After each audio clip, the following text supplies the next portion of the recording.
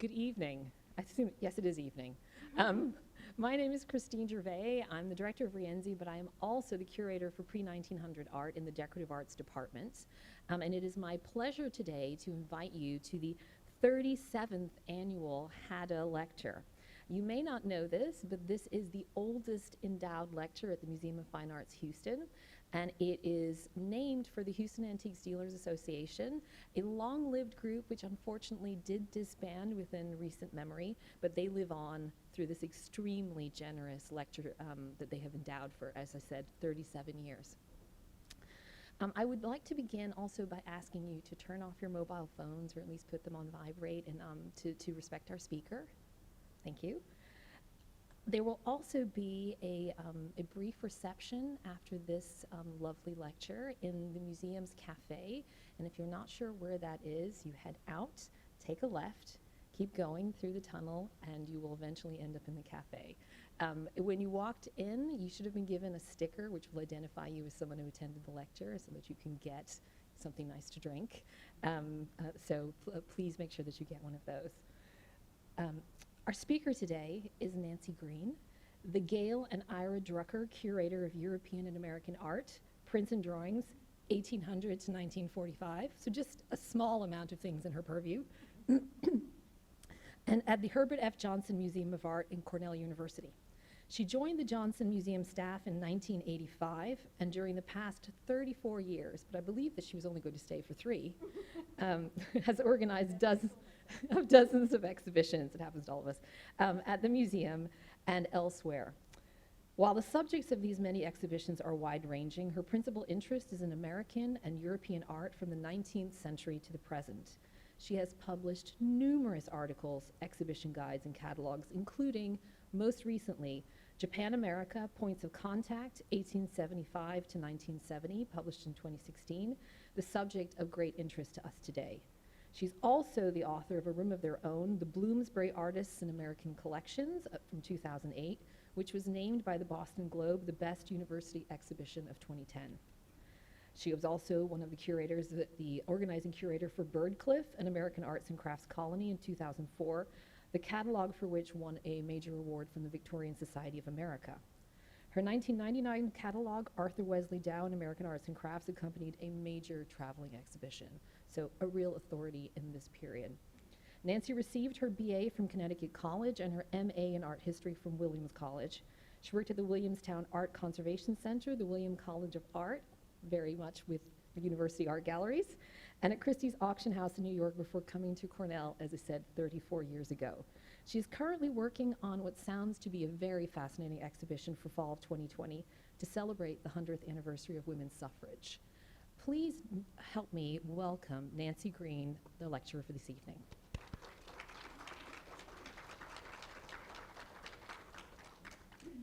Thank you, Christine, and thank you all for coming.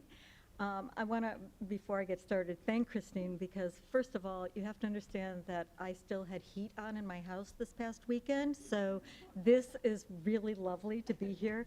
I also really want to thank her because this is my first trip to Houston, and I can't tell you how impressed I am with the incredible collections you have here in this town. And you must just be thrilled to have the opportunity to have access to these amazing works of art.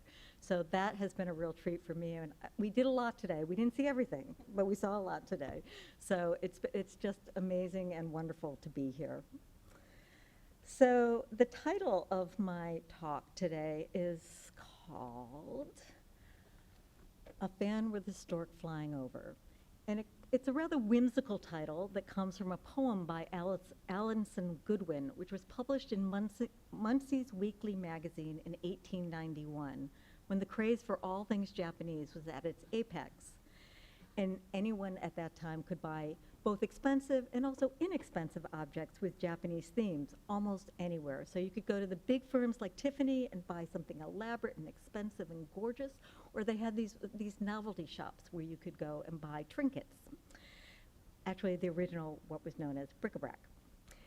So the first stanza of the poem is, each morning at 9, I pass under the sign, a fan with a stork flying over, and see as I go a remarkable show at the Japanese novelty store.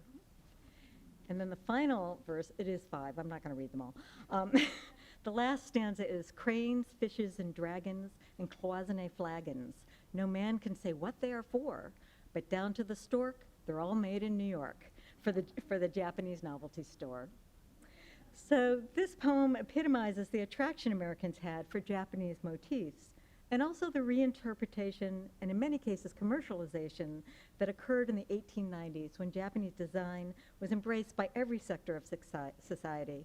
We also have to put it in context. This was the height of Gilbert and Sullivan's Mikado. I mean, people were just excited about anything Japanese, and they wanted to somehow incorporate that into their own lives. So this silver fan that you see, here's a lovely example of a result of this frenzy for Japanese-inspired wares. And I have to say that I find this rather impractical because I think the weight of it alone, if you picked it up to fan yourself, you'd get tired very quickly. But it is a beautiful object, and it would probably have been put in a room, placed very strategically, so that when you had visitors, they could tell that you had good taste and that you also had some wealth. So these 2 plates are actually in the collection here. I was very excited to see that you had these here. Japanese art was first made its way to Paris in the early 1860s, well before it came to the United States. And artists were the first to respond to what would have seemed like a completely foreign sensibility, the lack of perspective, an emphasis on beautiful design and materials, quality craftsmanship, and these would have a profound effect on artists in Europe.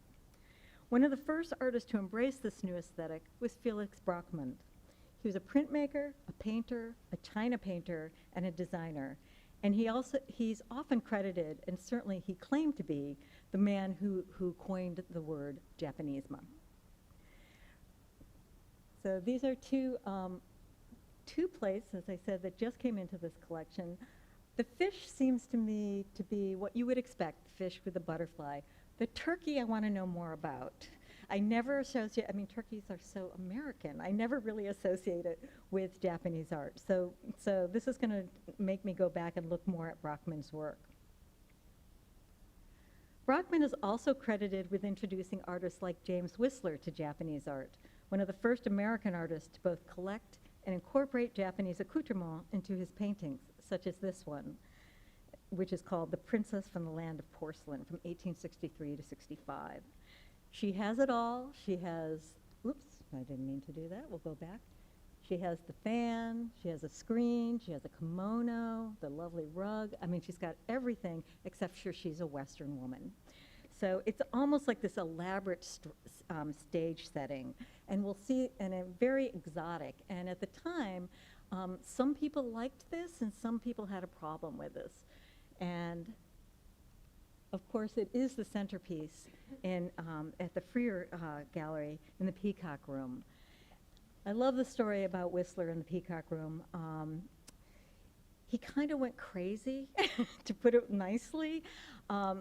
Frederick Layton was the owner of this home, and he had an artist, an architect who was working on the room at the time, and it was completely different than what we know of as the Peacock Room today.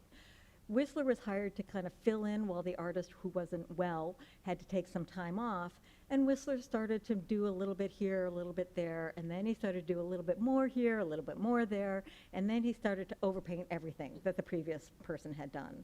So when Frederick Leyland saw it, he, to put it mildly, was not very pleased, and he was particularly not pleased when Whistler told him how much it was going to cost. So he said he would pay Whistler half the amount that he was asking, which is what he got. But Whistler had the last word, as he often did, and he said to Leyland, "I have made you famous. My work will live when you are forgotten. Still, perchance, in the dim ages to come, you will be remembered as the proprietor of the Peacock Room," which was, in fact, true. This is something completely different. I'm just going to ask, because I can see you all, I'm going to have a raising of hands. How many of you have actually been to a World's Fair? Oh, quite a number of you. I've been to one. And one thing that we forget today is just how important World's Fairs were, particularly in the 19th century when they first started. They were venues at which you could experience art from all over the world, and people would save up their money. People who didn't have much money would save their money just so they could go and have this experience of seeing things from all over the world. And it wasn't just about art, it was everything. And the first World's Fair where Japanese art was seen by Americans, the first one and the first World's Fair on American soil, was in 1876 in Philadelphia, the Centennial Exhibition. Like all fairs of this sort, it was a place to learn and to explore, to indulge one's curiosity about just about anything. And sights on display at the Centennial included the torch and part of the arm of the Statue of Liberty. The head would be shown in a park in Paris in 1883, so a few years later. The designer and sculptor Frederick Auguste Bartholdi had planned to have the statue ready to for 1876, for the 100-year anniversary, and it was supposed to be ready in New York at that time. But lack of funding support meant it wasn't completed for another 10 years, the 110th anniversary of American independence. And as you can see here, actually, visitors were able to go, I keep doing that, up into the torch, but it was a much lower climb than it is today. World's fairs were places for firsts as well. At the 1876 fair, bananas as snacks were introduced, as were ice cream sodas, goldfish as pets, patented inventions like a new flat iron and a rotary washer, which of course were developed by women. And there was a state fair aspect to these as well, with competitions for sculpture made out of butter. And I have seen pictures of the scene of Washington crossing the Delaware carved out of butter. And also on display was a pair of socks knit by Mrs. Mary Champneys in her 100th year. So there are all kinds of things at these World's Fairs, and they were a lot of fun, and they were meant to be fun. And they were meant to also introduce you to cultures from all over the world.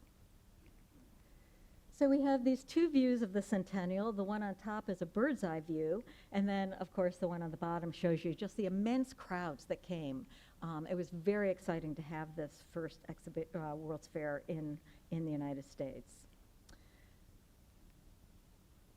So the Centennial in Philadelphia provided many Americans their first opportunity to see work by Japanese artists firsthand. And Japan took this first foray into exhibiting on American soil with great seriousness. Just over 20 years had passed since Commodore Perry had landed on Japanese soil, and they wanted this encounter to be impressive and positive. Around 7,000 packages left Yokohama in November 1875, along with timbers and tiles for the commissioner's residence, which is this building right here, which was the first authentic Japanese building in the United States. And then there was the Japanese Bazaar, which sold all the kinds of bric-a-brac that we associate with the fair. Even before the fair opened, the workmen caused a sensation, with attendant crowds mesmerized by their, quote, curious tools and yet more curious manual processes. The whole work seemed to be executed upon exactly the reverse methods of carpentering to those in use in this country. Now, the quality and exoticism of these pieces was frequently commented on by visitors to the fair and by the critics. One critic noted, "The bronzeware is in the highest degree artistic and beautiful, while being at the same time quaint and original in design. There is more strict attention paid to the lines of the true artistic design, and what is lost in the grotesque is gained in the aesthetic." And many of these things were seen as grotesque. I mean, that's one thing, we look at them today and we think of them as quite lovely and beautiful. But at the time, for Americans, they weren't used to having all these strange animals kind of revered and held up as things of aesthetic beauty. And so there was that kind of that strange, strangeness for Americans looking at these pieces. And this isn't the exact crane that shows up here, but it's very similar. Harper's Bazaar did a number of full-page spreads about the exhibits at the World's Fair. And then we have these two works, there we go, that were at the fair. The vase on the left has the three friends of winter, pine, plum, and bamboo. This is from the Walters collection in Baltimore. And this was an interesting piece because it combined silver and gold. And this was something that Westerners found very intriguing because this was not happening in this country before, very much before this time period. So Tiffany actually looked at pieces like this and he became really mesmerized by them and started to mix metals in his own work. And then on the right, we have what I find really interesting. This is called Japan Gazing Upon the World. And I kind of think of it like that Saul Steinberg cartoon that was on the front of the New Yorker, where you have New York and then you have the rest of the world. Well, this is kind of the same thing. I will stop doing this at some point. This is Japan, the hawk that's standing on this rock, very strong figure. And then you have the ocean, and then this is the rest of the world. So this is Japan's view of the rest of the world. And I think that at the World's Fair, what they wanted to show was this strength, and they also wanted to show that they were not what Americans associated with Asia. They were not illiterate, they were not backward, and this was one way that they could show that they were a powerful nation with a long history. And this was one of my happy eBay moments. We all have them occasionally. So this work on the left, this vase, is by Tiffany. And I didn't know much about it. One of my donors lent it to the exhibition that we did. And I didn't know very much about it. I wasn't sure of the time period. But then I was looking on eBay and I found this ad from that was for the 1876 exhibition. And this is the vase right there. And I was looking at a picture of it, of the vase itself on my desk, and I thought, oh, it's not quite the same. It's the same size, and then I went to look at it in storage, and I turned it around and said, oh yes, it's the same vase. So that gave me the clue, of course, that it was from that period. It was probably exhibited at the 1876 exposition, or one like it, but it also shows what I think is so wonderful about this image from Harper's is that you see all the other things that influenced Tiffany as well. So you see that he was influenced by Middle Eastern, obviously Japanese.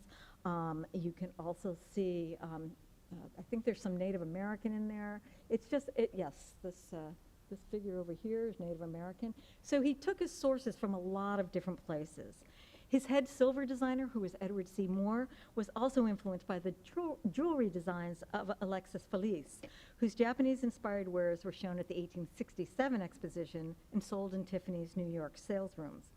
A photograph album of Felice's designs was purchased by Tiffany, and he had it in the library so that his workers could have access to this range of designs. Manga, too, was an important design source, and copies of Hokusai's manga sketchbooks, and we have one here, were poured over by Tiffany's designers. This wide range of study materials would have given Tiffany workers a variety of first and second-hand sources to stimulate their own work. Within a year of the Centennial, Tiffany had begun to carry Japanese wares, and the first Japanese exporting firm, Morimura Brothers, opened in New York. So, as I said, these are some of the many motifs that would have inspired the workers working with Tiffany. These Hokusai sketchbooks that came in many volumes. So this is just one double sheet. This, I will just point out, I believe you've just bought a hawk for your collection here. Congratulations. And you can see there are lots of storks and the swallow, which you see in a lot of Japanese design. So these would have been an ideal resource for these artists. And then we have, so again, we have silverware designed by Gorham and by Tiffany. And again, we'll see, some of these, like there's the swallow, and you can probably see it better than I can from here, but there are lots, you can tell they're very, very closely associated with Japanese design. And we have the mixed metal large spoon.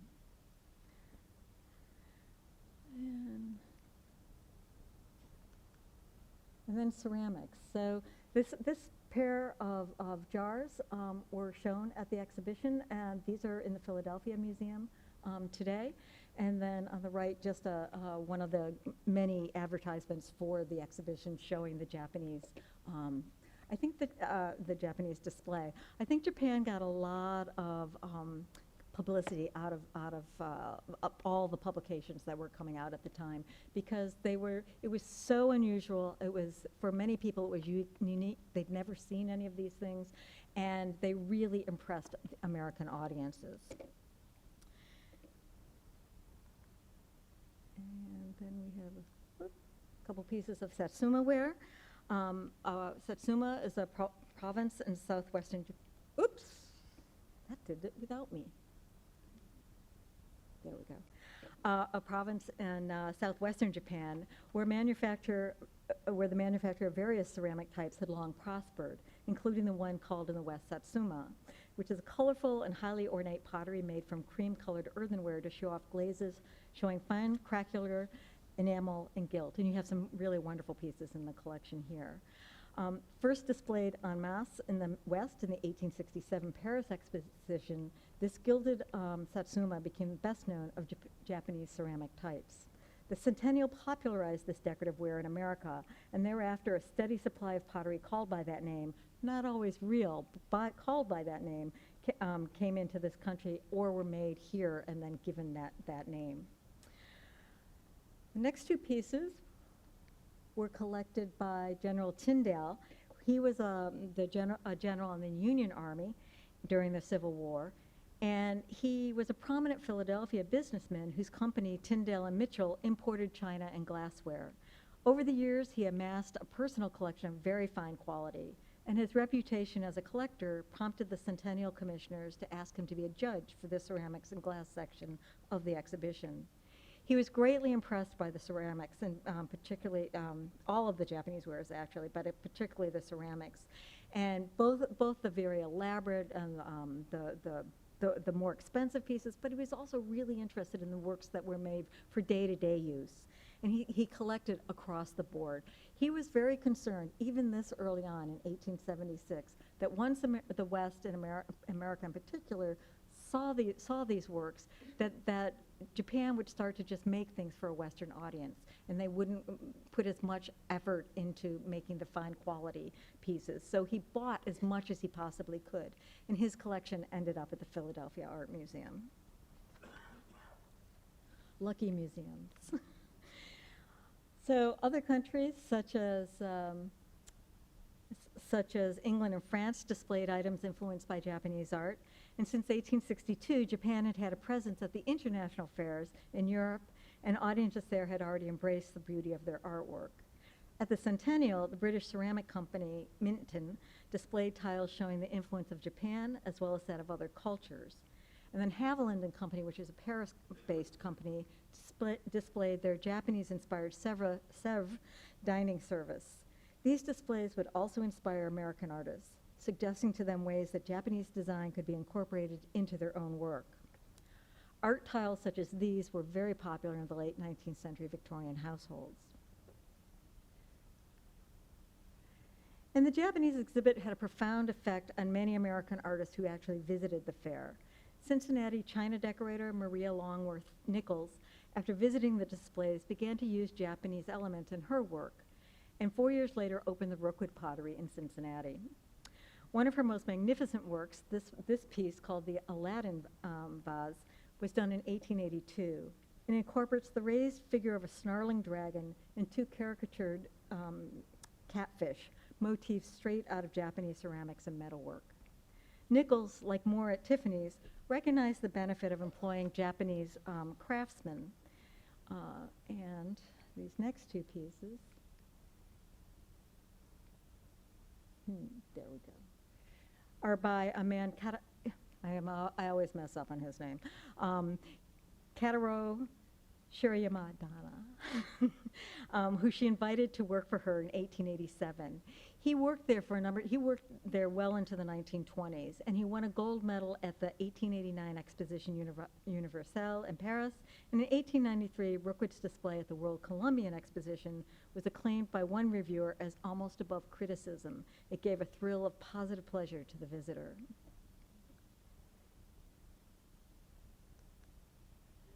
The Centennial had laid the groundwork for the Japanese craze to take on a more commercial tone. Japanese restaurants like the one seen at left sprang up in major American cities with their attendant decor. And on the right, you see a menu cover that was designed for one of these restaurants. Very, very popular in the late 19th century Victorian households, in Victorian era Britain and America and in France. So this was kind of a broad-based movement to incorporate and embrace Japan into our Western cultures. So on the left, you see a painting of one of these kind of bric-a-brac stores called Vantine's, which was in New York. There were they sold lower end items, but they also sold quality items. And another store that did that was Yamanaka. They opened to much enthusiasm. Americans would go in and they would just buy whole roomfuls of materials from these stores. And one way that people would go and buy these things was because they wanted to show that they had good taste and that they appreciated other cultures and that they weren't narrow-minded. So these were the kinds of things that they would go and look at. And so you have these beautiful fans that they might bring home and decorate. I did it. Might do a whole display, maybe over a mantelpiece. I love the hanging parasol with the lantern coming down. And you have the vase, and you have, these curtains. I mean, everything. You could buy anything and these very staid-looking Victorian women. I love the bustle. So these stores were very important for getting Japanese works out into the general public. And actually, the idea of Japanese art was, the word Japanese was kind of generic, because you could go in the store and you could also buy things that were made in China, that were made in Turkey, that were Islamic. So Japan kind of covered all of that. And the general public didn't really differentiate. And then this is a poster for Vantine's. It's actually from 1914, so you can see Vantine's went on for a long time. I love this quote by Albert Hubbard, which is, "Vantine's is a bazaar, an object lesson, a sermon, a school, a fair, an exposition, a store. There is only one objection to the place, and that is it exhausts your stock of adjectives." And if you know anything about Albert Hubbard, you find that hard to believe, because he had an adjective for everything, and he could talk and talk and talk. And Hubbard is known for a number of things, his Roycroft community, which is just outside of Buffalo, New York, but he also produced these books called Little Journeys, and he did a little journey to Vantine's.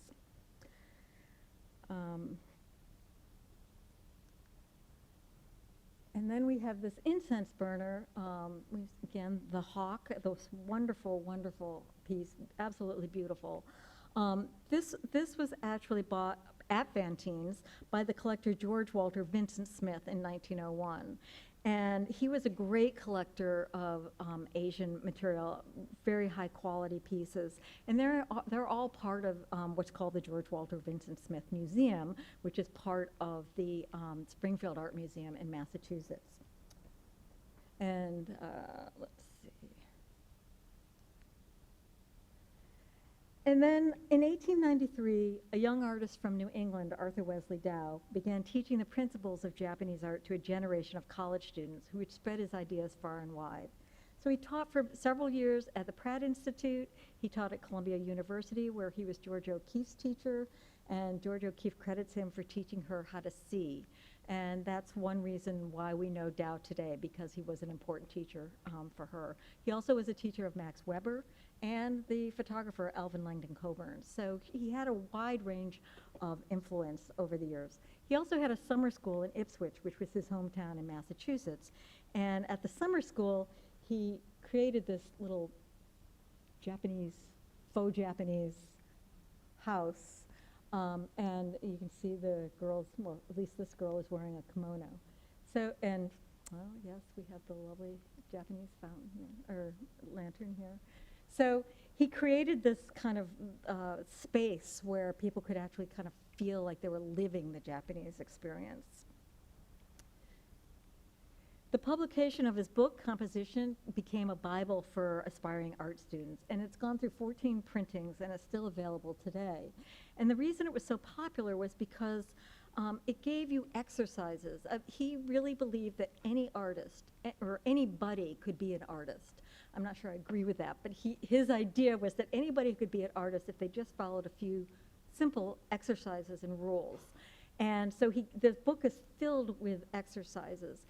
And he broke it down into 3 things: line, color, and notan. And notan is a Japanese word, N-O-T-A-N, which which kind of means, sometimes people translate it as shading, but a Japanese curator explained to me that it's more like, it's harmony. It's getting all of the elements in a painting to harmonize together. So if you pay close attention to all those 3 things, you can be a great artist. So he laid out all those principles in this book. And although he was a painter and he was best known, he was also a photographer as well, but he's best known for his color woodcuts. And this was something that he took straight from the Japanese, except for he didn't do it the way Japanese made their color woodcuts. So in Japan, a color woodcut is made by 3 people.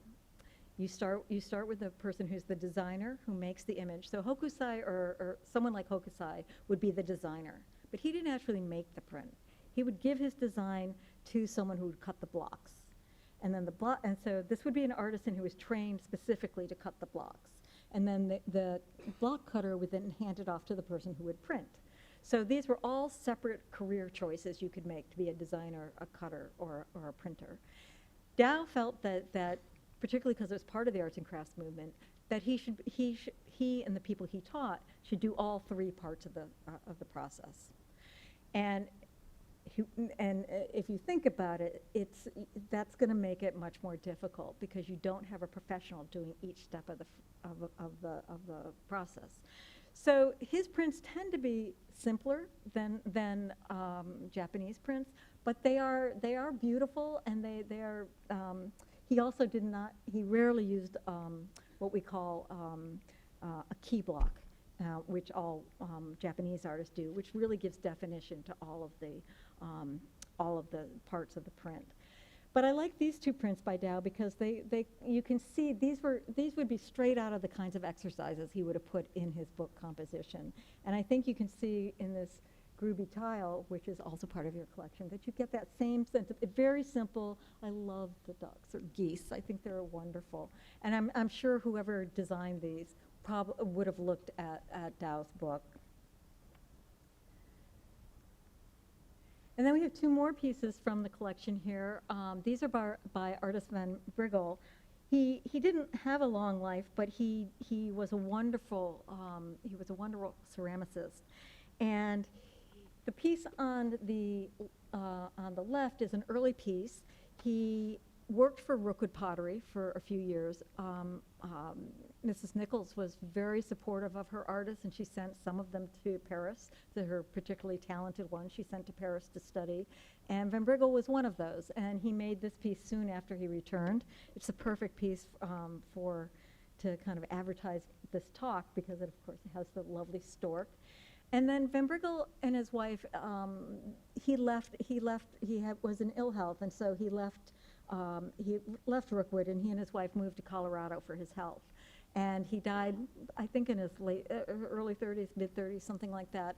And his wife carried on the business. And so this piece is from quite a bit later. I think it's from the teens or 20s. But it's nice to see that comparison and to see where the work was going and what his ideas were about them. And both of them, you can see that why, they were done 30 years apart probably, and yet you still have a sense of the Japanese aesthetic. And then this piece, which was also in the collection, which I was really excited to see that was here. This is by a woman named Harriet Jor. She was the painter, and then Joseph Meyer would have been the potter and the designer for this piece. He was the potter for Newcomb pottery. But Harriet Jor studied with Dow at his Ipswich school, and a number of artists came from Newcomb pottery, which is in New Orleans, and went to Ipswich and studied with him. So this is kind of a wonderful piece for me to see, and I wanted to show, of course, the markings on the bottom, because these intertwined initials, something that kind of has that sensibility of a Japanese signature. And then just because they are so beautiful, I want to show a couple more Newcomb pottery pieces. You can't really mistake a Newcomb pottery piece, because they usually have motifs from the South, and they usually are either blue, green. They're usually blue, green, and yellow. You can't really miss them, but they're really quite lovely. And then furniture designers also embrace the Japanese aesthetic with widely varying results. And we have these 3 chairs. From the elegant designs of Green and Green, the one on the right, and I love the little Wakefield rattan chair. It's a child's chair. It's a little rocker. It's really very sweet. And then the piece by the short-lived Mitchell and Ramelsburg Furniture Company, which I believe is in Cincinnati. The possibilities for incorporating Japanese motifs was broad and wide. I'm not quite sure why they put a plaid. That doesn't quite go. But this is part of a whole furniture set. There's a bed, there's a dressing table, a mirror. It's a whole bedroom set. And we just borrowed the 1 chair for the exhibition that we did. The bed would have taken up most of the room. It's huge. So I think that it's really fun to see just how artists played with this. And I know that you have a Herder Brothers chair here. I mean, the Herder Brothers also they incorporated a lot of different motifs, but they, for a time, were using a lot of the Japanese motifs. And then you can't get away from it. I mean, this is a company called Merritt and Britannia Company, and they're from Connecticut. And the mirror on the left, I mean, it's kind of over the top with this actually 3D figure coming out from the base. And I will challenge you to guess what the thing is on the right. It's about this big, stands about this tall. And you can see the top of it is shaped like an artist's palette. And then you have, these are ducks, and these, which they're not knitting needles, they're actually, they're supposed to be paintbrushes. You have this lovely little view of Mount Fuji. And the key for knowing what it is are these. Guesses?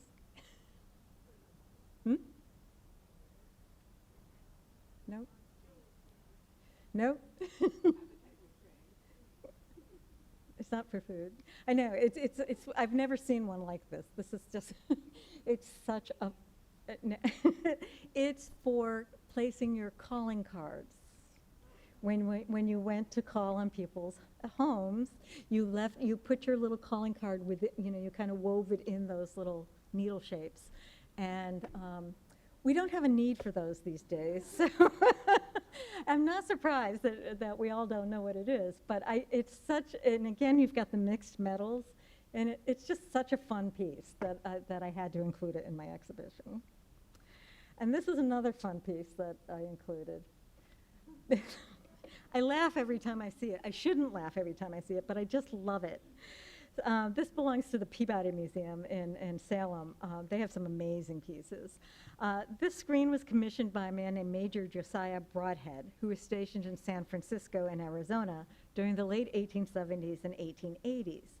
These are his 3 daughters.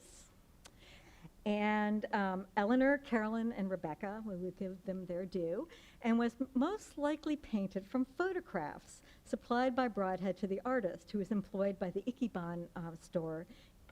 It was a Japanese art goods emporium in San Francisco. So it's so over the top. I mean, you have to love the fact, I mean, they have everything. You have the Mount Fuji, you have swallows, you have fan, you have, I mean, the full-length kimono. And I mean, her head is way too big. It's just, I mean, it's just so fun. And I can't imagine, I don't know what he was thinking, but I think it's, I just think it's a fabulous piece, and it has a real presence. It's quite large. It has a real presence. So this is how extreme, this is how extreme the interest was in Japanese art.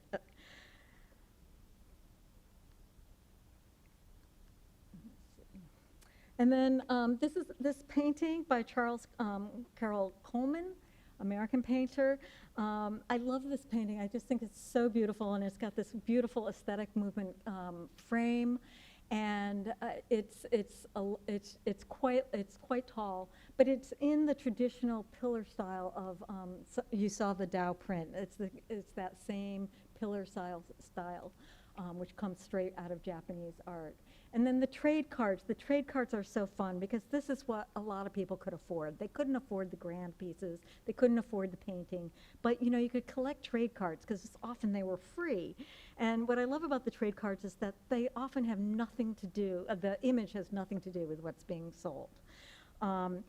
So these became very popular with the advent of color lithography in the 1870s. And because they were easy to mass produce and they were inexpensive, as I said, many, many people collected them.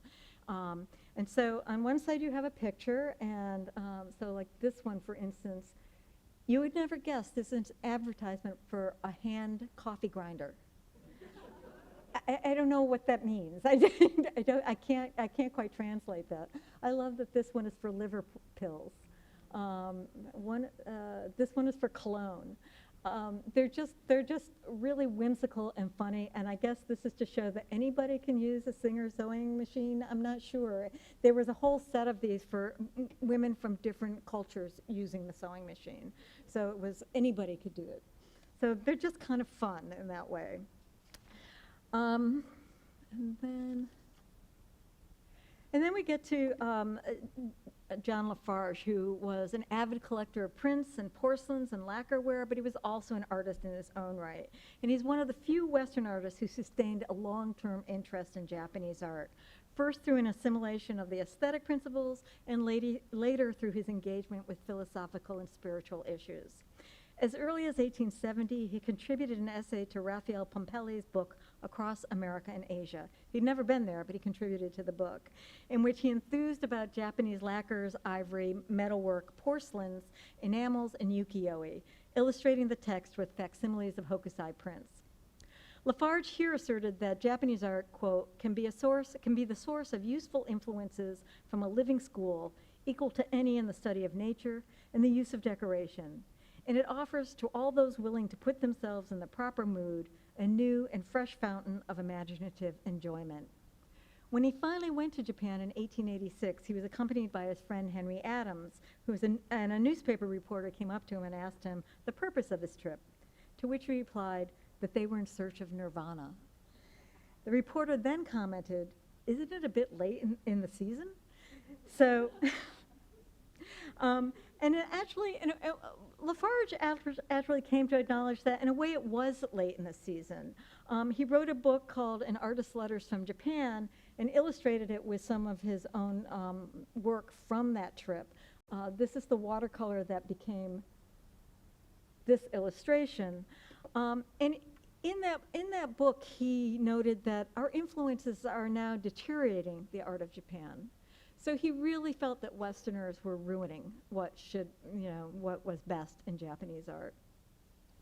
Then I also just wanted to show you briefly these two wonderful stained glass windows by Lafarge, because he was also, and he's forgotten because Tiffany is considered the great stained glass artist. But he, in the late 18th century or 19th century, early 20th century, he was Tiffany's greatest rival. And these, I believe these were done for a private home. And then this is a painting by an artist named Charles Sprague Pierce, who grew up in Boston, and he worked in his father's Chinese import business, and for about 5 years. And then so he would have been already aware about export wear from the Far East. And then he traveled to Europe in 1873, where he would have seen a lot more, particularly Japanese art. And he would never return to live in the United States permanently. And though most of his paintings don't incorporate Japanese motifs, there are a handful that were done that do. And this one is from the early 1880s. And he, in fact, instead of, like Whistler, using a Western model, he actually used a Japanese model.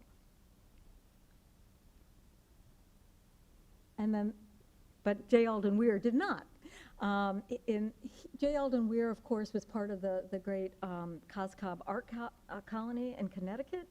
And there are many pictures of people at the artists working at the Coscob colony, and they're all dressed in kimonos. So it was very common for them to have these kind of they build these entire colonies and communities with these themes, and people just kind of pretended they were Japanese.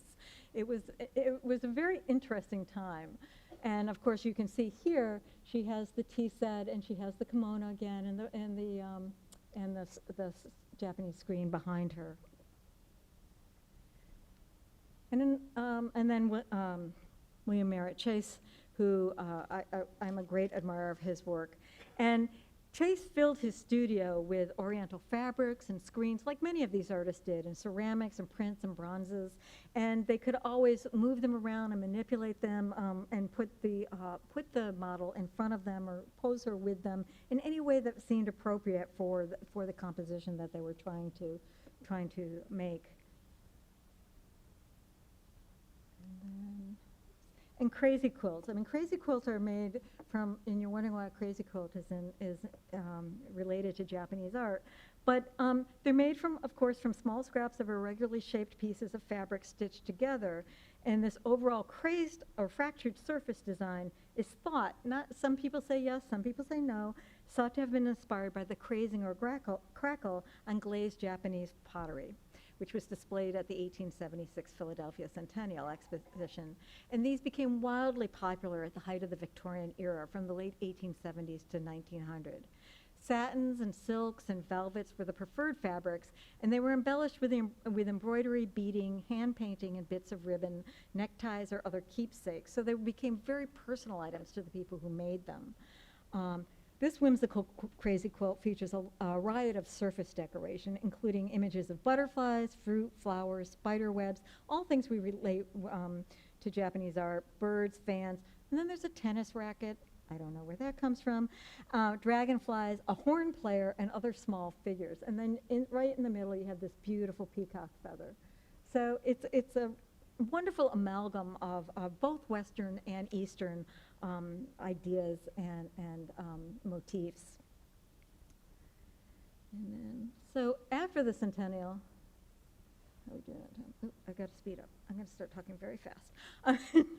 So after the Centennial, Tiffany set up business, and it was called the Associated Artists, and he worked with two other people, he worked with 3 other people, Samuel Coleman, Lockwood DeForest, and Candace Wheeler.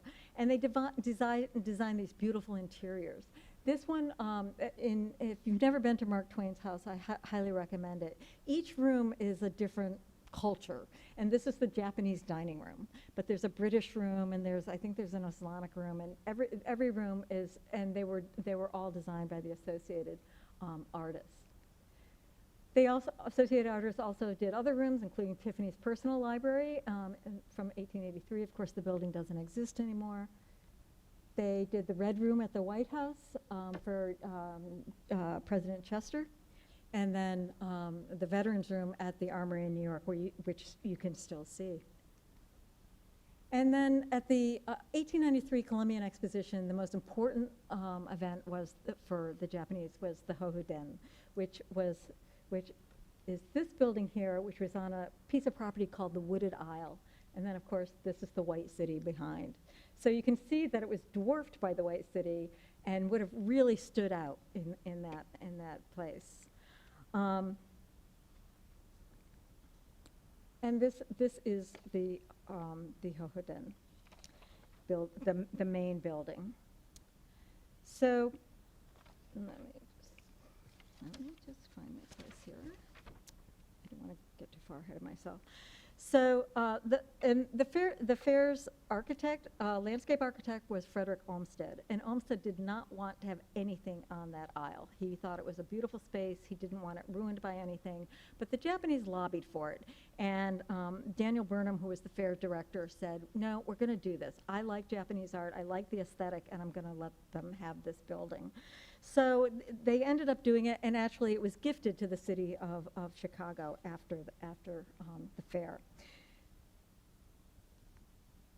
And this is one of the interior views. And I ask you to take special note of these panels here and these doors. These are sliding doors here.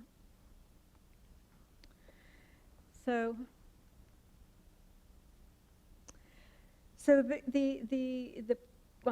the premise for the Hoden was each section, it was a 3-section building, and each section represented a different era in Japanese history. And it was really in a way so the Columbian Exposition, we all know, was a celebration of the 400 year of Columbus. So the idea was that Japan wanted to show just how far ahead they were in terms of longevity, an ancient culture, and so they sent a building that represented 3 different eras from Japanese history, much longer ago than Columbus. So and also part of the theme was the theme of the phoenix. And one thought is that the phoenix was a symbol for Chicago, rising again from the ashes of the fire that happened in the 1870s. So it's a wonderful story. It's a bad story and it's a wonderful story. The Hoden was gifted to the city of Chicago, and it was used as a tea house into the 20s and early 30s. And of course, then vandals. It was left to not be used, and vandals took advantage. And eventually, of course, with the war, World War II, it was burned. So it was. They thought it was completely destroyed. But going back, I just want to point again, these panels were found under a bleacher in Soldiers Field. And they're owned by the city of Chicago, but they gave them to the Art Institute and they restored them. So it is like the phoenix rising again out of the flames. So I just want to, they're on permanent display now at the Art Institute. They have a lovely video that talks about the history of the story about the restoration. And a lot of the pieces had to actually be reconstructed because they were totally gone. So I just show you all of them. And they really are absolutely gorgeous. Then about 2015, these panels were found. These were found in like a custodial closet. They were all rolled up. They are now being restored by the Art Institute. So those are these sliding doors. So I keep wondering if they're going to finally find everything and then they'll recreate the entire thing. But it is just such a great story that these things were found and restored, and that the Chicago Art Institute is now showing them permanently. So at the fair, Okakura Kakuso was one of the head of the Tokyo School of Arts at the time, but he also later became an influential curator at the Boston Museum of Fine Art, and he wrote this whole story about the Hoden that was a souvenir that people could purchase and take away and learn about the history of the building itself. Whistler was represented at the fair. He was asked to actually come and speak, and he considered it, but he actually never went back to America after he left in the 1850s. So he never went back to America after he was in his 20s. He was 21, I think, when he left. So Britain, because he was living in Britain, asked him to exhibit with them, and he said no, he was going to exhibit with the Americans. So good on him. So there's a couple more pieces by Whistler.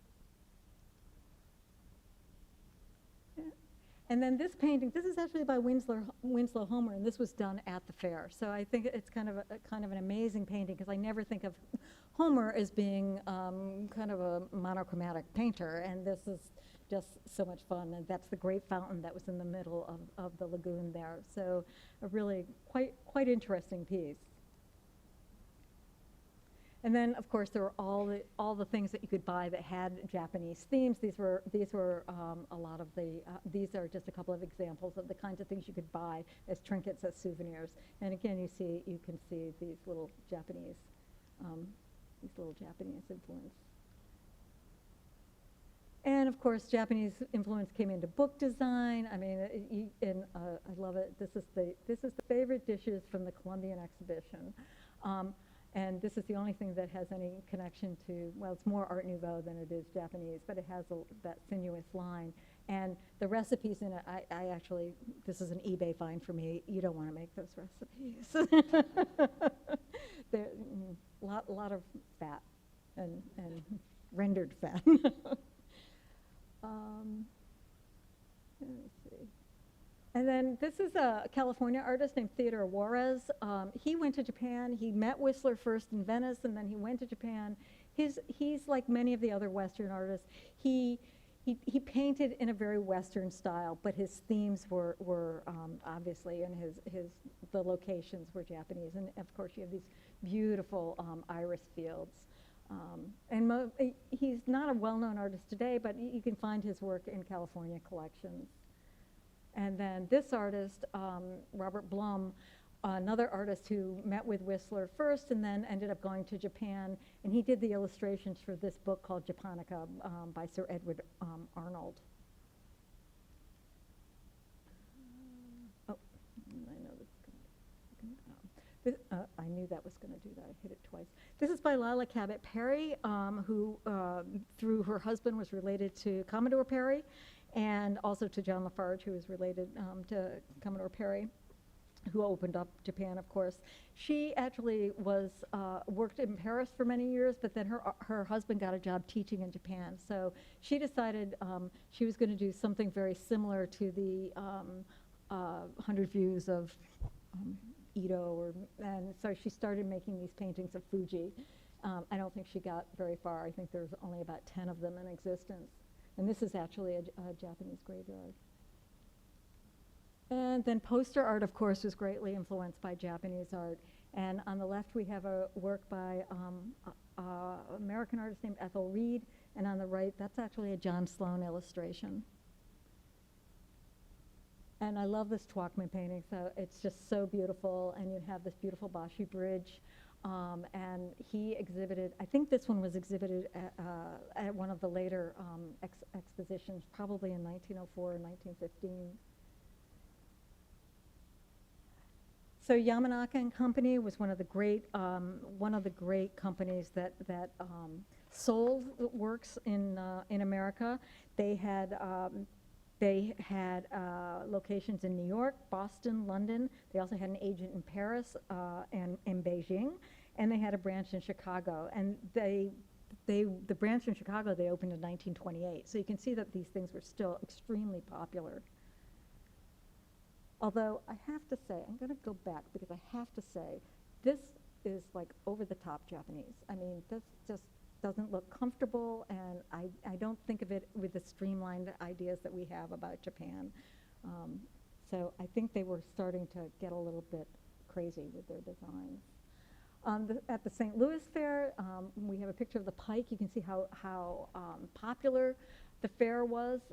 And then at the bottom was Japan's presentation piece from to the head of the fair. They wanted to give them this elaborate piece to say, thank you for inviting us, and this we give to you.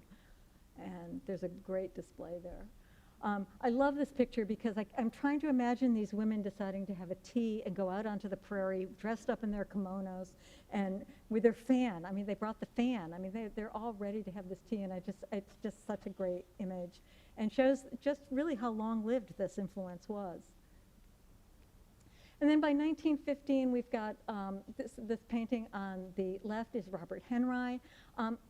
A very different sensibility than the earlier pieces you see because she's got the kimono, but she doesn't have any other of the accoutrement. She is a Western model, and this was shown at the 1915 fair.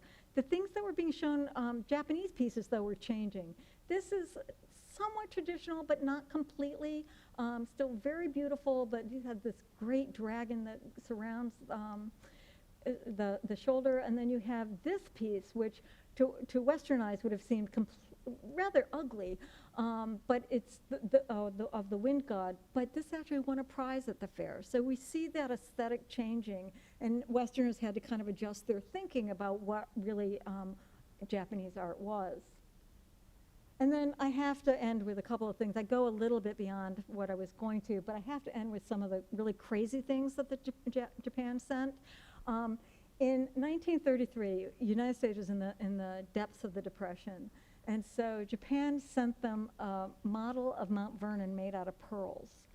And it's kind of an in-your-face statement that, you know, they're doing just fine, and yet this is, you know, we're in the middle of the Depression. The fair in Chicago, though, was very popular, and it was so popular that they opened for a second year. So and they were making money, and one of the very few fairs that did. So this actually belongs to the United States. You can see it. It's at the National Museum of History in Washington, D.C. And then they're still sending a message of tradition as well. They had, you know, this would have been for the tea shop. And this would have been a postcard that you could take away. So they're showing kind of different faces now. They're more advanced in terms of their relationships with the West, and they're sending a different kind of message. And then it's changed slightly in 1893 at the Columbian Exposition. You had the rickshaws being moved around by Asian people, Asian men particularly. And in 1933, these are college students. This was a college job. You could do this during the summer months and move people around the fair. And then in 1939, they gave the gift of the Liberty Bell in pearls.